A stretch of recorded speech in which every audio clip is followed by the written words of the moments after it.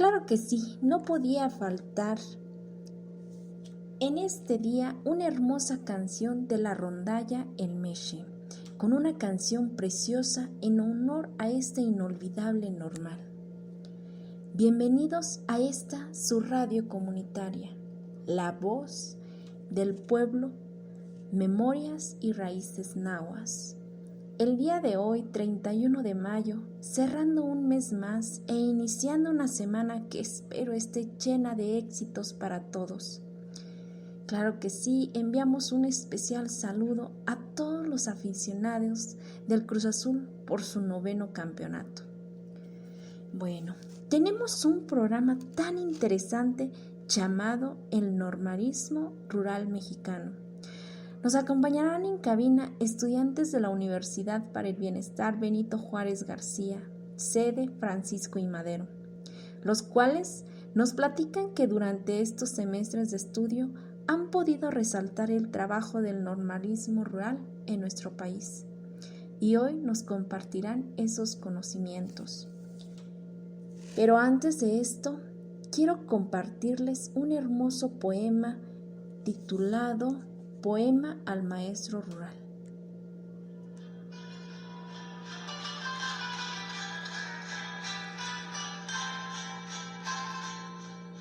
Ayer en el salón de clases, un niño me preguntó de situaciones de la vida y una de ellas me sorprendió. Si un escritor escribe libros y una escultura un escultor, dígame usted cuál es el fruto de la labor de un profesor. En ese momento me quedé pensativo y mirando al cielo le dije con sentimiento y razón: un profesor propicia mentes y conciencias de corazón de niños que un día serán hombres para el bien de nuestra nación.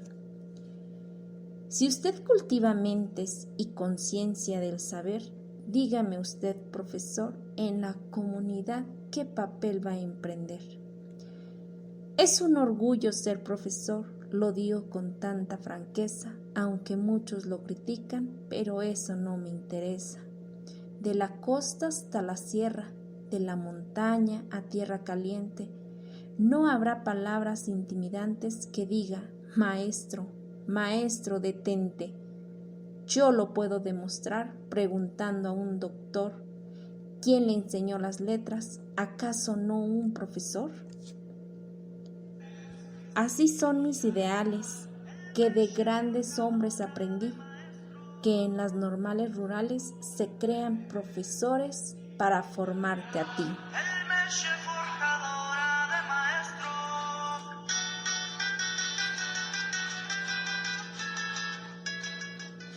Para empezar con este grandioso programa, tenemos a la alumna Esperanza Mendoza Acevedo, quien nos dará una breve historia del normalismo rural mexicano.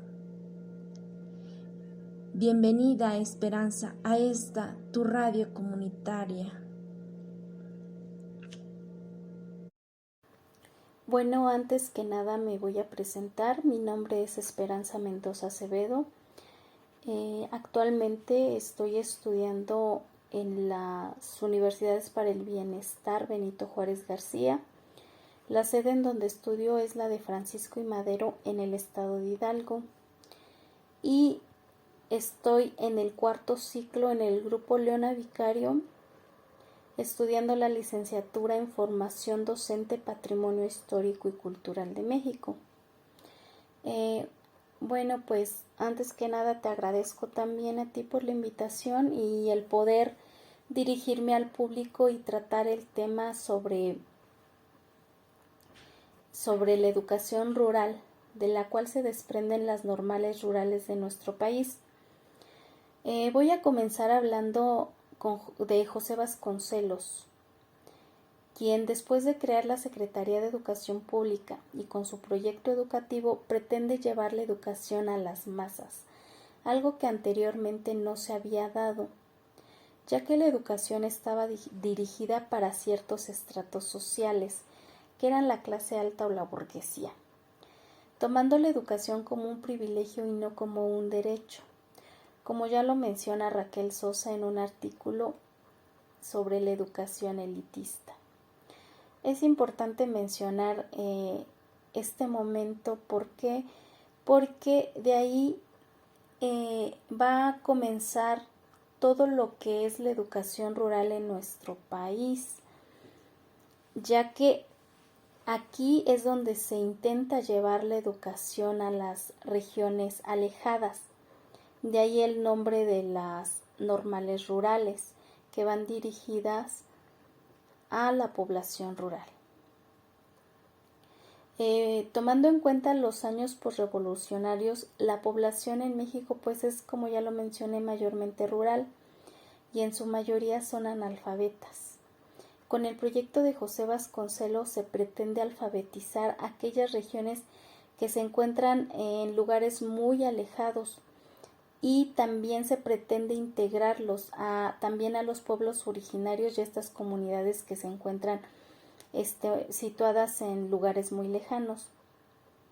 Y es así como se da pie a la educación rural en México. Se implementan las misiones culturales, las casas de pueblo, donde no solamente se pretende enseñar los números y las letras, sino también higiene, salud y cultura, además de las operaciones básicas y aprender a leer y escribir. Se realiza de una forma la educación en este momento pues homogénea, pero dirigida ya al pueblo. En la época posrevolucionaria es donde comienzan las normales rurales. El 22 de mayo de 1922 en Tacámbaro, Michoacán, se crea la primera escuela normal rural. Hay que mencionar que anteriormente ya había habido intentos de la educación rural, sin embargo, en este momento es la primera que empieza a funcionar, por así decirlo.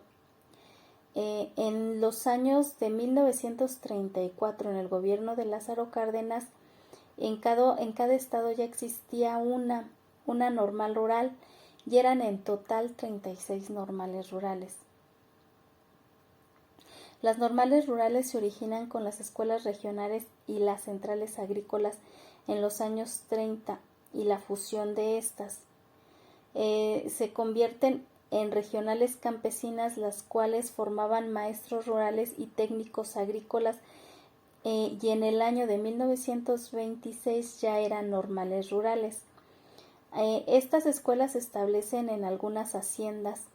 Es un punto como clave, por así decirlo. ¿Por qué? Porque las haciendas anteriormente existía mucho la explotación y entonces en este contrapunto ahora se estaba impartiendo una educación para los campesinos, dirigida hacia los campesinos y para los campesinos, porque las normales rurales se enfocaban en los campesinos, era en una educación dirigida hacia estos grupos sociales.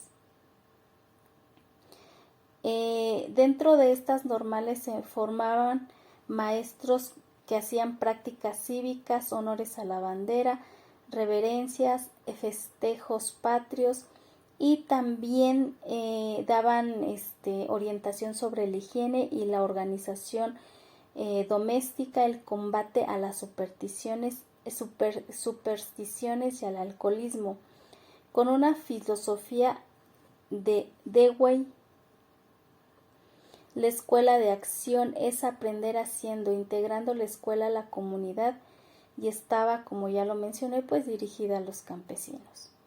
Dentro de las escuelas existía un internado y se concebían como una familia.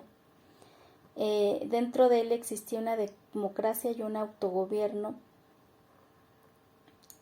y también se generaban lazos muy fuertes entre los normalistas.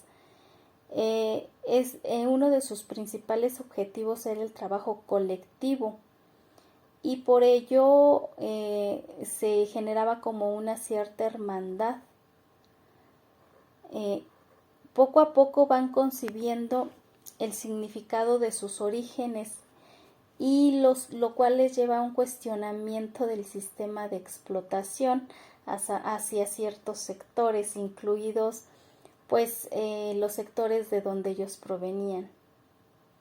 Esto lo menciona Padilla Tanalis dentro de las normales rurales Historia y Proyecto de la Nación. Y ahora les voy a mencionar lo que dice Maiden Elortegui Uriarte dentro de un recorrido histórico de las escuelas normales rurales de México y el acto subversivo de las memorias de los acontecimientos contra los estudiantes de Ayotzinapa.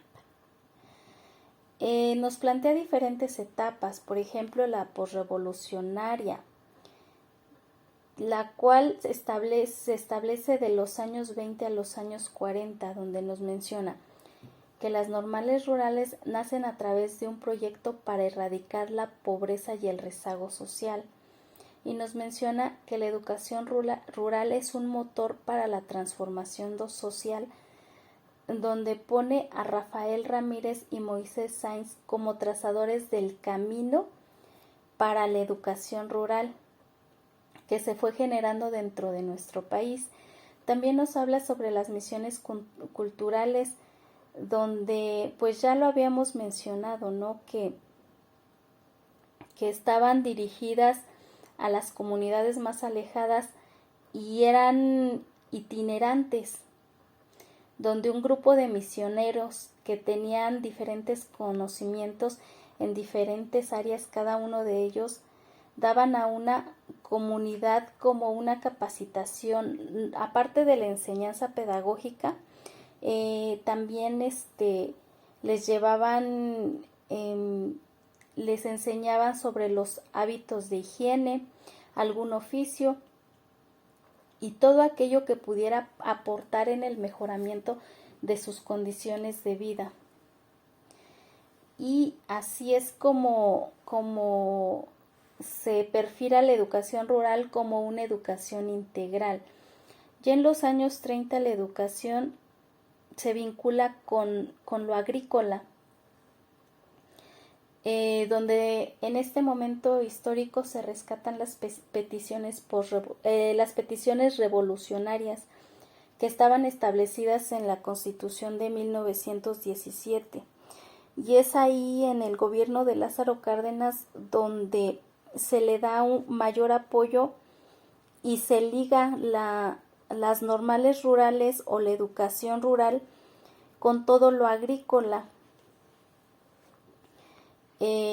ya que Cárdenas y la educación normal rural se vuelven parte fundamental de su proyecto sexenal, donde visualiza al maestro rural como aquel intermediario y organizador de los campesinos y el proletariado, el cual deberá generar una conciencia sobre los abusos de la iglesia y los terratenientes.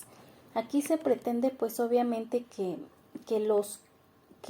los maestros vayan a las comunidades y generen una conciencia social. Durante este momento histórico, las escuelas normales están vinculadas al trabajo de la tierra y a la labor social, la responsabilidad y la cooperación, el compromiso y el trabajo colectivo. Y tienen un amplio rango en la justicia social. Y como ya lo mencioné, pues uno de sus objetivos era combatir el fanatismo y establecer un pensamiento científico basado en la ideología de las normales, ya que por medio de ellas el maestro rural pretende un cambio profundo, el cambio profundo que se pretendía a nivel nación. Se desarrollan las cooperativas agrícolas y ganaderas y se impulsan las campañas de higiene, deporte, salud, eventos teatrales y música. Durante los años 30 se genera esta conciencia social que caracteriza la ideología de las normales rurales y ese vínculo que se genera con la comunidad y generar una conciencia social colectiva. Ya de los años 40 a los años 70, ya pues Lázaro Cárdenas pues ya había terminado, ¿no? Y comienza el gobierno de Ávila Camacho, el cual vuelve a modificar el artículo 3 y deja atrás la educación socialista y comienza con su proyecto de la unidad nacional. Se deja olvidado nuevamente el campo, se hace a un lado otra vez a partir de los años 40 y hasta la fecha se ha dejado a un lado al campo. En este momento se suspende el reparto de tierras y se desmantela tanto el ejido como a las escuelas rurales. Y es aquí donde el gobierno comienza a desprestigiar y a querer erradicar las normales rurales, calificándola como disfuncionales. Y es así como comienza la disputa entre el Estado y los maestros rurales y la lucha por la permanencia de estas normales rurales. Dentro de los ejes normales rurales son los ejes principales de las normales rurales son el académico, el político, el productivo, el deportivo y el cultural. Y uno de los más importantes, y es el por el cual al Estado no le gustan las normales rurales, es el político, el cual tiene un enfoque marxista y leninista. Tal vez por esta ideología y esta identidad popular se incrementan estos grupos de choque que se generan por la exigencia hacia el Estado del respeto de los derechos, así como los pliegos petitorios que se habían generado dentro de las normales hacia el Estado. Y el gobierno pues no respondía, o bueno, les decía que sí y al final no les cumplía estos pliegos petitorios, y entonces solamente lo que generaba era una represión hacia las normales rurales. Dentro de los movimientos de los años 60 a los 80 existen amenazas de asesinatos, existen torturas, desapariciones forzadas que el Estado utiliza para generar pánico por los descontentos de las manifestaciones. Ya es así que llegan los años 70 y las normales rurales sufren un desprestigio y se les tacha como nidos comunistas y semilleros de guerrilleros. Poco a poco las normales rurales van siendo menos, y es así que se vuelve una lucha social la permanencia de estas normales.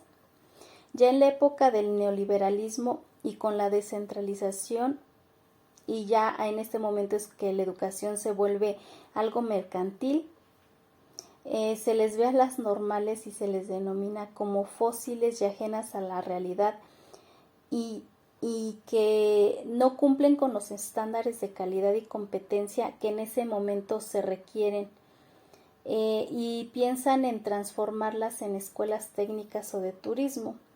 Y actualmente pues las normales rurales luchan por su permanencia. Ya solo quedan 14 dentro de nuestro país, y algunas están luchando, siguen en su lucha social por una reapertura. Es lo que les puedo mencionar sobre las normales rurales, y bueno, pues me despido, espero y haya sido de su agrado. Muchas gracias, Esperanza. Te agradecemos enormemente nos des este amplio panorama del normalismo mexicano. Vamos a unos breves comerciales y regresamos. Cuidemos el medio ambiente, consumiendo responsablemente. A partir de actividades cotidianas podemos ser más amigables con el medio ambiente. Sigue estos simples consejos. Apaga las luces que no estés usando y utiliza ampolletas de bajo consumo. Desenchufa aparatos eléctricos. Instala ahorradores de agua en tu cocina, baño y jardín. Para afeitarte y lavarte los dientes, cierra la llave del agua. Dúchate en 5 minutos y ahorrarás 75 litros. Cierra levemente la llave de paso. Ahorrarás una gran cantidad. Proyecto ejecutado por la Agrupación de Protección al Consumidor de Antofagasta. Financiado por el Fondo de Protección Ambiental y Ministerio del Medio Ambiente. para mejorar nuestra educación. Nosotros vamos a ayudarlos. Primero, ya no hablen del futuro. Déjenos eso a nosotros. Desde ahorita. Y ocúpense del presente. Que es más o menos así. ¿A dónde? ¿Qué? ¿Y cómo venimos a estudiar? Todos los días sin faltas. Ni nuestras, ni de ustedes, ¿eh? O sea, piensen en nosotros. Podríamos ser tus hijos, ¿no creen? El nuevo modelo educativo escucha a los niños. Nuevo modelo educativo. Primero el presente, primero los niños. Secretaría de Educación Pública. Si contaminamos el agua, causaremos muchos trastornos en el medio ambiente, animales y en la salud de las personas. Ahora sabemos por qué el río está tan sucio. Y es por eso que debemos botar la basura en su lugar. Con este simple acto, mantendremos limpios nuestros ríos. Todos somos responsables de la calidad del agua. Autoridad Nacional del Agua, Ministerio de Agricultura y Riego. Regresamos con este estupendo programa. Como saben, las normales rurales han sufrido de diversas represiones por parte del gobierno y grupos armados. Y precisamente de esto nos va a hablar otra alumna llamada Carla Joana Zúñiga, quien nos contará acerca del tan controversial caso Ayotzinapa. Bienvenida a esta tu radio, La Voz del Pueblo, Memorias y Raíces Nahuas. Bien, muy buenas tardes.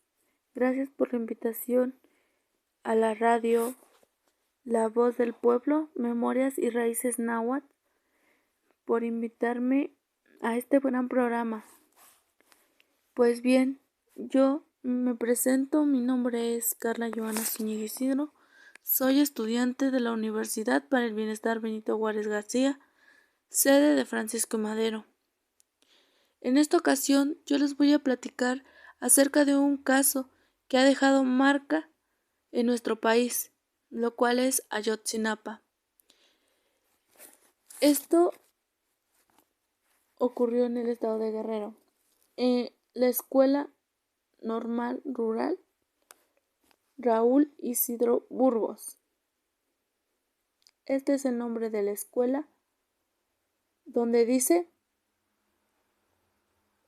o más bien, ellos tienen un modo de producción, lo cual era cuidar animales o criarlos. Bien, de igual manera lo que eran los cultivos. Esto, en un país como el nuestro, es donde reina la corrupción y la desigualdad. Es necesariamente un acto político. Porque si bien, como lo dice la Escuela Normal de Ayotzinapa, porque un pueblo que no sabe leer ni escribir es un pueblo fácil de engañar. Los estudiantes desaparecidos el 26 de septiembre del año 2014 se dirigían a la Ciudad de México a una marcha conmemorativa de la matanza de Tlatelolco en el 2018, a 50 años del movimiento estudiantil. Ambos eventos cobraron una relevancia dolorosa. El 2 de octubre no se olvida y el 26 de septiembre tampoco, porque los estudiantes siguen siendo una fuerza de resistencia en el país y por lo mismo víctimas de violencia perpetrada por el Estado. Los estudiantes salieron por botear a Tlatelolco. Las normales es un eje político donde se forman maestros conscientes y salen de las normales rurales, porque ven por los asuntos del pueblo. A las 21:15 llegaron al lugar donde iban a salir a votar.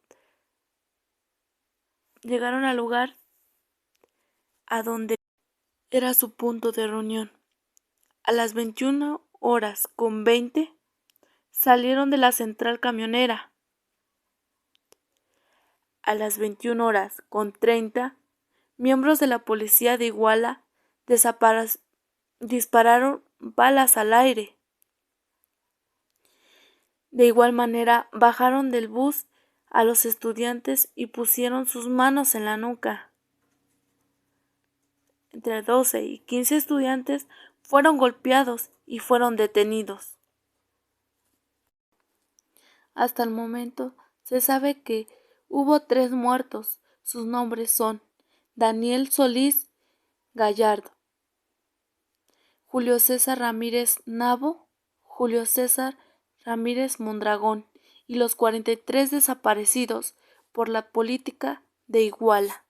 Uno ha estado en estado vegetal. De esta manera, al no saber nada de ellos, las madres, esposas y padres de aquellos estudiantes lloran desconsoladamente para esperar noticias de sus hijos.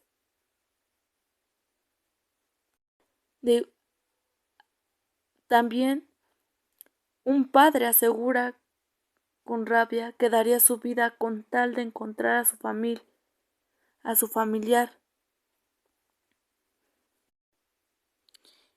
Este es un tema de gran importancia, pues los sobrevivientes de esta masacre son los que pudieron contar cómo ocurrieron los hechos, pues ellos se encontraban escondidos arriba del techo de una casa para que no fueran encontrados, porque tenían miedo que les dispararan o fueran golpeados.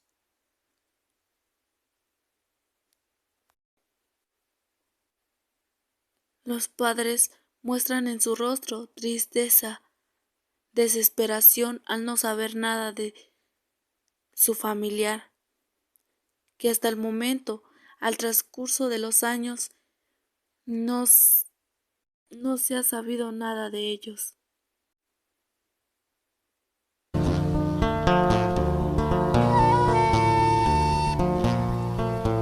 El 26 de septiembre sucedió todo lo peor.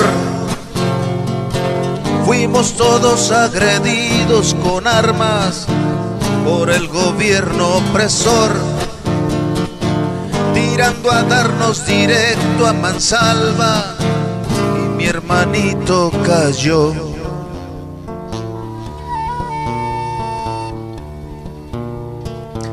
Corrimos todos a un lado para podernos salvar. Los policías en cambio llegaban dispuestos a asesinar. Los policías en cambio llegaban dispuestos a asesinar.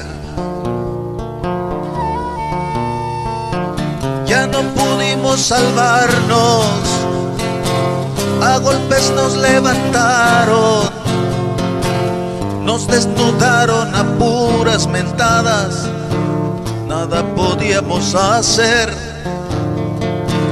Boca abajo con la bota en la cara, nos querían desaparecer.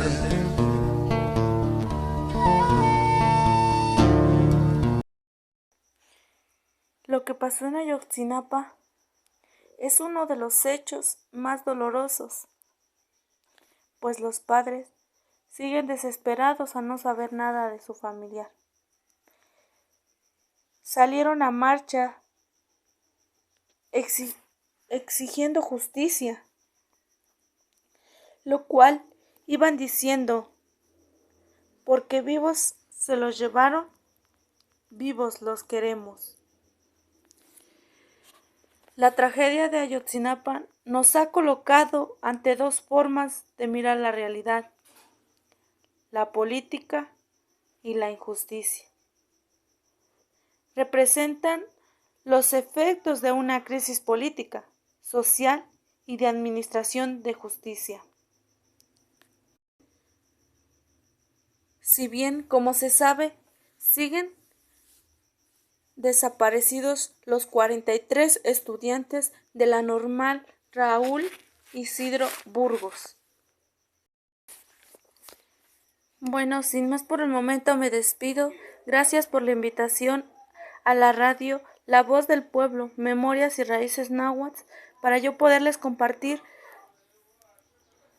lo que sé acerca de Ayotzinapa.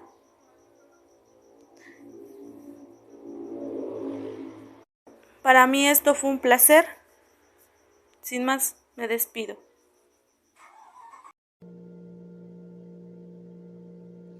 Es triste e indignante conocer lo que vivieron estos jóvenes esa noche del 26 de septiembre del 2014. Muchas gracias, Joana, por compartirnos esta ardua investigación. Vamos a unos breves comerciales. Un 40% de basura doméstica está compuesta de residuos orgánicos, que se puede reciclar y retornar a la tierra en forma de humus para plantas y cultivos. Al reciclar 1 tonelada de papel, se salvan 17 árboles, y por cada 100 pilas, apenas 1 es reciclada. El planeta no es un basurero. Recicla.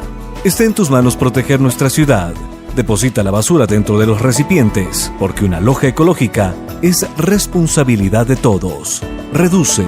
Recicla. Reutiliza.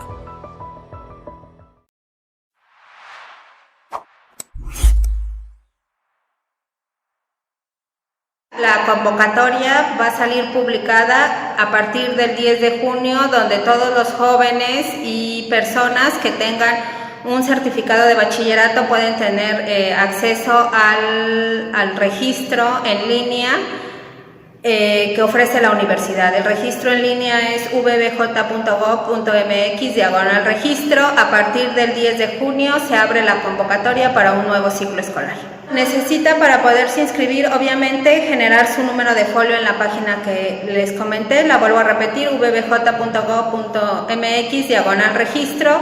Necesitan su certificado de bachillerato, acta de nacimiento, comprobante de domicilio y una carta donde diga por qué quieren ingresar a la Universidad para el Bienestar Benito Juárez García. Una vez teniendo esos documentos, hay que digitalizarlos, escanearlos y subirlos a la plataforma, donde va a generar un número de folio, y con ese número de folio tienen que asistir a las instalaciones de la universidad. Recordemos que la universidad no realiza exámenes de admisión.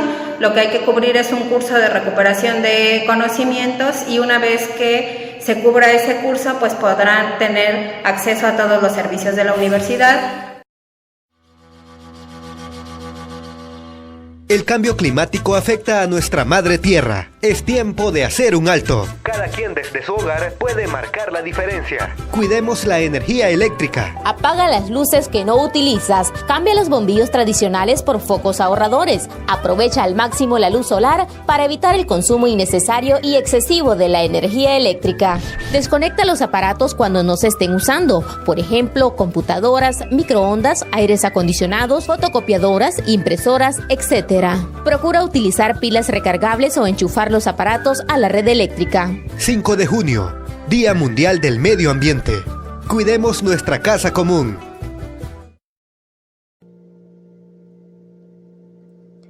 Para quienes empiezan a sintonizar tu radio comunitaria, La Voz del Pueblo, Memorias y Raíces Náhuatl, estamos con un especial programa dedicado al normalismo rural mexicano. Ya nos hablaron de la historia del normalismo y también escuchamos la verdad del caso Ayotzinapa. Y ahora toca el turno de la gloriosa normal rural Luis Villarreal, mejor conocida como el MESH, la cual, después de diversas represiones por parte del gobierno, tuvo que cerrar sus puertas. Pero para esto tenemos la participación de Mauricio Montoya, quien nos solo hablará acerca de esta normal rural. Bienvenido, Mauricio, cuéntanos. Hola, ¿qué tal? Ana Laura Garza Nájera.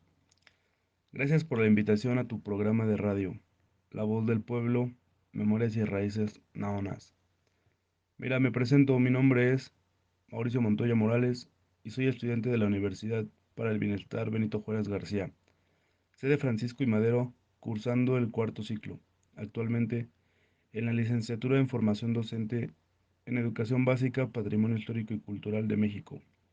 El día de hoy vengo para hablar acerca sobre parte de la historia de la normal rural El Meche, tomando como temas centrales la apertura del Meche, su historia, básicamente, y el conflicto que hubo con líderes charros del gobierno para cerrarla, y después al paso del tiempo su lucha por su reapertura hasta hoy a la fecha, mencionando a personajes como Osorio Chong, Manuel Ángel Núñez Soto, todos estos antes mencionados siendo gobernadores que influyeron en el cierre de la normal rural en aquellos años. Bien, el Meche a 94 años de formación docente y lucha social. En la segunda década del siglo XX, en la época posrevolucionaria, una de las necesidades más sustanciales era la educación, razón por la cual, durante el gobierno del general Álvaro Obregón y con la creación de la Secretaría de Educación Pública, siendo secretario de esta dependencia, José Vasconcelos, inició una importante cobertura del servicio educativo en las zonas rurales.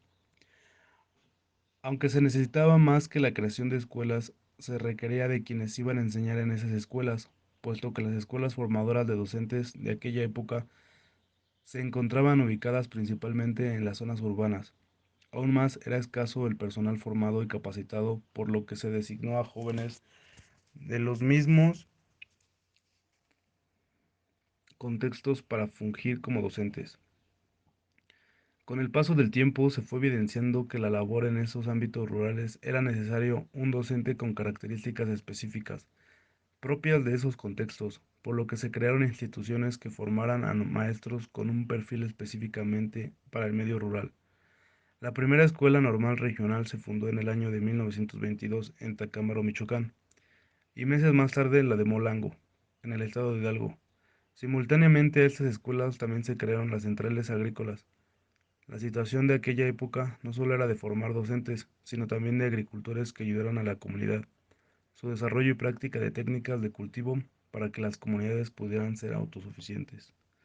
De acuerdo al Diario Oficial de la Federación, el 3 de octubre de 1925, el gobierno de la República realizaría la compra de la hacienda de San Antonio, el Meche, y el 15 de noviembre de 1926, con la presencia del presidente Plutarco Elías Calles e invitados como el general Álvaro Obregón y el gobernador del estado en esos años, era Matías Rodríguez Melgarejo.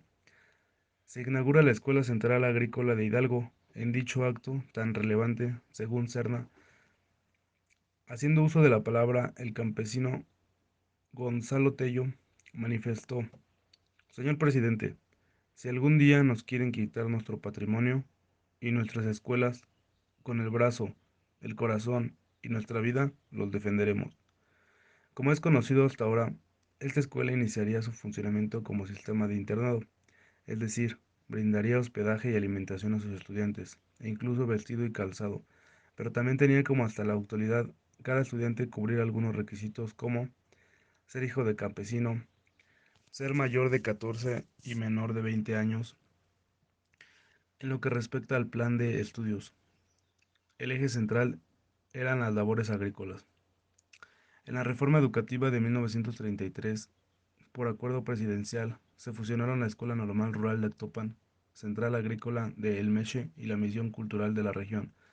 De esta manera se creó la Escuela Regional Campesina de El Meche. En el sexenio de Manuel Ávila Camacho, en 1941, existe otra transformación en las escuelas regionales campesinas, algunas en escuelas prácticas de agricultura y otras en normales rurales. Tal fue el caso de la Regional Campesina del Meche, que pasó a ser una normal rural en el año de 1943 en una asamblea de la comunidad escolar. Se decidió ponerle el nombre de Luis Villarreal en honor a un distinguido maestro que en el periodo de 1935 a 1936 fue jefe del Departamento de Enseñanza Agrícola Normal Rural.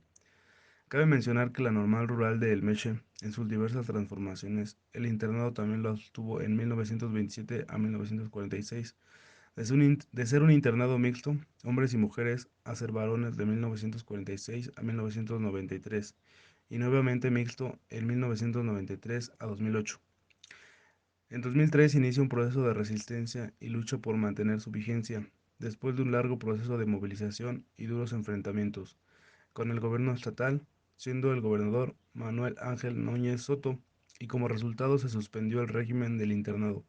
Posteriormente, siendo ya gobernador del estado de Hidalgo, Miguel Ángel Osorio Chong, la normal rural del Meche es sometida a un receso académico, administrativo que en los derechos fue un cierre, y en su lugar se implantó la Universidad Politécnica de Francisco y Madero. Desde que se declaró en receso el funcionamiento de esta escuela hasta el 2008, año en que se egresa la última generación. Siendo esta última la etapa de discusiones y movilizaciones, los estudiantes buscaron mantener el internado sin éxito, característica esencial de esta institución formadora de docentes, dado que es un apoyo para estudiantes provenientes de zonas alejadas, rurales, además de escasos recursos económicos. A poco más de 12 años del cierre de la Escuela Normal Rural Luis Villarreal de El Meche, Hidalgo, el 6 de julio del 2008, y a casi 2 años del anuncio y promesa para su reapertura, el 18 de diciembre de 2018 por parte del presidente de la República Andrés Manuel López Obrador, y que se realizará en las instalaciones de la Universidad Politécnica de Francisco y Madero, sus egresados, la CENTE Hidalgo y aspirantes a pertenecer a esta gloriosa institución, así como organizaciones sociales, en un acto político-cultural y como medida de exigencia para que el gobierno cumpla su promesa de reapertura con el internado, festejó su aniversario número 94. Durante este acto los presentes demandaron el cumplimiento de la reapertura del Meche con su sistema de internado y sus instalaciones originales. La demanda para reinstalar el internado no es necedad, sino una necesidad de estudiantes que aspiran a ser docentes para llevar educación a la población de donde son originarios. Por lo anterior, y citando a Tatiana Cole, la pregunta que muchos se hacen es: ¿acaso son necesarios las normales rurales en pleno siglo XXI? Bueno, pues la respuesta es sí. Por supuesto, sin lugar a dudas, los estudiantes agrupados en la Federación de Estudiantes Campesinos Socialistas de México, FECSUM, siguen empeñados en defender la formación de un maestro vinculado a su comunidad social, atento a los problemas y condiciones de vida de los barrios y localidades, sensible al entorno envilecido y depredado culturalmente por un capitalismo neoliberal, devastador, enfadado por el creciente despojo y destrucción de la naturaleza, alarmado por el empobrecimiento de pueblos, consciente del mundo implacable que nos rodea, diría Freire. La reapertura con internado del Meche en el estado de Hidalgo busca ser una alternativa, primero para aquellos jóvenes que aspiran a ser estudiantes de una escuela normal rural. Con estas características, tener acceso a una educación superior y mejorar su calidad de vida. En segundo, por la formación integral de un sujeto y docente con un vínculo cercano al pueblo y sus necesidades, además de luchar contra las injusticias y desigualdades de estas comunidades olvidadas, como lo menciona lo anterior cita textual. Por otro lado, Cole nos menciona lo siguiente: ¿acaso no sería esto necesario en la formación de todos nuestros maestros? Contrario al maestro operador y reproductor de planes elaborados en oficinas expertas, alejadas de la vida cotidiana de las comunidades sociales. En un México tan diverso y complejo, existe una necesidad de cambiar la visión para la formación de los futuros maestros, principalmente para aquellas comunidades con grandes necesidades y desigualdades, donde el maestro esté comprometido socialmente en un sistema educativo, donde el 46% de las escuelas de educación básica no son de organización completa, es decir, son escuelas unitarias, bidocentes, tridocentes y multigrado, donde históricamente los egresados de la escuela normal rural, al ingresar al servicio profesional, son enviados. Todo esto quiere decir que, por ejemplo, son escuelas donde hay pocos maestros, 2, 3, 4, y imparten clases maestros a diversos grados de la escuela de educación básica. Por último, luchar por la reapertura con el internado de la Escuela Normal Rural Luis Villarreal de El Meche Hidalgo es luchar por una institución que busca una formación integral para sus estudiantes, comprometidos con las comunidades y sus necesidades, maestros que sean sensibles ante las injusticias. Y como dice una consigna del normalismo rural, mientras la pobreza exista, las normales rurales tendrán razón de ser. Ante esto vale la pena cuestionar, ¿acaso en México ya no existe la pobreza y desigualdad? ¿No hay razón de que exista la normal del Meche en pleno siglo XXI, donde el 53 aproximadamente por ciento de la población se encuentra en pobreza extrema? Luchamos porque el gobierno de la 4T cumpla su promesa de campaña en reabrir el Meche Hidalgo y así pueda brindar oportunidades de educación superior a sus habitantes. Col Tatiana 2020 Normales rurales ¿son necesarias? La jornada 1 de octubre. Recuperado de la jornada año 2020. Cabe, cabe señalar que el internado en la Escuela Normal Rural Luis Villarreal El Meche, los estudiantes pues gozaban de muchos beneficios como era comedor comunitario, eh, el internado y pues también gozaban de lavandería, peluquería, entre otras cosas. La verdad pues ellos tenían todo ahí en el Meche, pero pues era un gasto muy grande bueno, así lo querían ver los gobernadores del estado de Hidalgo. Era un gasto muy grande para ellos y pues por eso quisieron también cerrar esa escuela. Primero que les quisieron quitar el subsidio y les fueron bajando poco a poco el dinero para que ellos se fueran manteniendo, sacando excusas, obviamente. Yo a lo que te quisiera preguntar a la audiencia, Ana Laura, pues son todas estas preguntas. ¿Crees que sean necesarias todavía las escuelas normales rurales si aún gozamos de pobreza extrema en el estado de Hidalgo y en toda la República Mexicana? Bueno, pues el Meche, su historia y agravios y resistencia. Aquí podemos hablar sobre cómo fue de que se fue cerrando la escuela normal rural Luis Villarreal El Meche. La normal rural Luis Villarreal El Meche Hidalgo empezó en el siglo XXI con una importante movilización. Testigo de ello fueron las dramáticas imágenes que dieron vuelta al país en febrero del 2000. En ellas se ven más de 60 policías atados y semidesnudos, que los pobladores hicieron marchar de la normal a la plaza de Tepatepec, donde se muestran postrados boca abajo para ser sometidos a un juicio público. Más tarde fueron liberados a cambio de los normalistas que las autoridades detuvieron en previo operativo en contra de la normal. Aquí cabe mencionar que existen aún videos en YouTube donde se pueden mostrar cómo es de que los ciudadanos incendian patrullas en la escuela normal Luis Villarreal Almeche. Incendian patrullas y pues también hay imágenes, salen en el periódico donde están atados y semidesnudos los policías. Algunas personas de la comunidad mencionan que los policías pues los dejan libres y se van caminando hacia los cerros y pues eso es lo que se cuenta en la comunidad del Meche. Bien, desde principios de enero del 2000 los estudiantes del Meche montaron una huelga para exigir más becas, matrículas que se habían ido recortando desde la administración de Jesús Murillo Caram, gobernador del estado de 1993 a 1998. De las hermanas normales rurales llegaron decenas de alumnos para apoyarlos. Una vez más, les correspondía a los estudiantes detener el recorte del gasto público a la educación. Y una vez más, las autoridades se dedicaron a encarcelar a tantos que estudiantes, maestros y padres de familia montaron un plantón frente a la legislaturía de la capital del estado.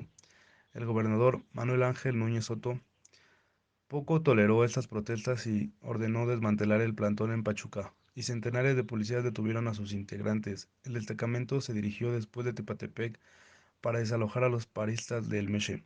Rumbo a la escuela, agredieron a pobladores que hallaron en el campo y en la normal. Procedieron a apresar a los estudiantes que lo ocupaban. La reacción de las comunidades vecinas no se hizo esperar. Cientos de pobladores se dirigieron a la normal y pese al masivo contingente policíaco lograron ingresar y detener a más de 60 policías. Recuperada la escuela con el puño en alto y con pancartas de Viva el Meche, los pobladores exhibieron las armas que decomisaron a los granaderos que el gobernador insistía no estaban armados. En el terreno de la resistencia estudiantil, los normalistas rurales han tenido una especial militancia, entre otros factores. Esta se debe al legado de la educación socialista implementando en los años 30 y cuyo encargo a los profesores rurales fue concientizar y organizar a la población del campo a la presencia de la Federación de Estudiantes Campesinos Socialistas de México, FECSUM, sus siglas, que desde su creación de 1935 no ha cesado en sus demandas por defender y fortalecer un sistema educativo que ha subsistido entre la precariedad, el abandono y el ataque oficial, y la oportunidad que las normales rurales dan a los pobres de acceder a una profesión. Esta oportunidad profesional surge no solo porque las normales rurales ofrecen una educación gratuita, sino porque su sistema de internado dota a los alumnos de techo, comida y uniformes. El internado, una de las cualidades más distintivas de las normales rurales, provee tiempo y espacio para los estudiantes convivan, se organicen y tengan una voz dentro de la institución. Históricamente han utilizado esta injerencia para luchar en contra de los malos manejos de recursos, para expulsar a directores y maestros corruptos o abusivos y para cerciorarse de que las escuelas sean para hijos de campesinos, indígenas y trabajadores empobrecidos. Es importante mencionar que aquí el internado pues sí es una ventaja y una desventaja en estos días, pero en esos años, en otras lecturas pues nos mencionaban que en el internado pues se levantaban muy temprano, sonaban una campana a las 6 de la mañana, a tales horas tenían que, los alumnos pues tenían que estar bañados y cambiados, haciendo honores, y así eran todos los días. Bueno, nada más los lunes, pero de ahí en adelante pues, Ana Laura, pues los maestros eran muy estrictos con los estudiantes, ellos estaban en talleres de 7 de la mañana a 2 de la tarde eran sus clases normales y ya de las 2 en adelante podían hacer uso del comedor y también tenían que entrar a talleres y ya después en la tarde pues tenían que usar ellos, hacer sus labores de sus tareas, etcétera. Los afiliados a la FECSUM en cada normal rural, los comités estudiantiles se encargaron de concientizar a los nuevos alumnos sobre la historia de sus instituciones. En sus círculos de estudio trazan su origen en el proyecto revolucionario, la forma en que siempre han sido atacadas por la derecha y la trayectoria de alumnos, que en el siglo XX pasaron a ser destacados líderes populares, Otón Salazar, Lucio Cabañas, que había formado él en los 70s el Partido de los Pobres para defender a los campesinos de la Sierra de Guerrero, Misael Núñez Acosta, que luchó durante los años 80, le costó la vida en una resistencia que produce el proceso orientador de las FECSUM. El Meche ejerció el rol protagónico en el desarrollo de esta federación estudiantil, en parte por ello y en parte porque esta escuela fue entre las primeras normales rurales que se construyeron después de la revolución de Luis Villarreal. Ha sido emblemática del sistema formativo para maestros para el campo. También es importante mencionar que Lucio Cabañas pues estudió también en el Meche. Solamente duró creo que un año. Y bien, las luchas de los alumnos del Meche llevaron a cabo a principios del siglo XXI. No les fueron perdonadas, además del destacamento policíaco de febrero del 2000. A fines del 2003, el gobierno clausuró el internado, mandó cerrar los puntos de acceso a la escuela en los municipios cercanos, se montaron retenes para prevenir el arribo de normalistas rurales de otras escuelas. Siendo el gobernador de Hidalgo Miguel Ángel Osorio Chong, se clausuró como normal y fue transformada a lo que hoy viene siendo la OPEFIM, que aún sigue vigente. Poco más de una década después de su cierre y tras las interesantes peticiones de los exalumnos del CENTE, el presidente López Obrador reabre la normal. Es una acción alentadora.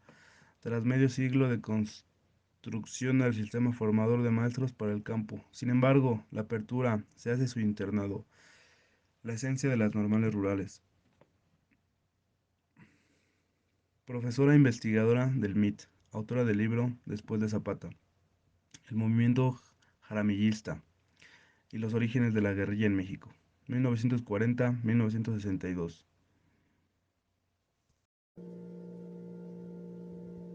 Como se dan cuenta, tuvimos un programa lleno de mucha información. Hoy entendemos mejor a todas estas normales rurales y emitimos un gran respeto por todos aquellos estudiantes que han tenido que morir para que estos acontecimientos se conozcan y salgan a la luz. La labor de un profesor rural no ha terminado y no terminará nunca. Nos despedimos esperando que este programa les haya gustado mucho. Muchas gracias a todos. Nos vemos mañana con otro programa más de esta, tu radio comunitaria, La Voz del Pueblo, Memorias y Raíces Nahuas.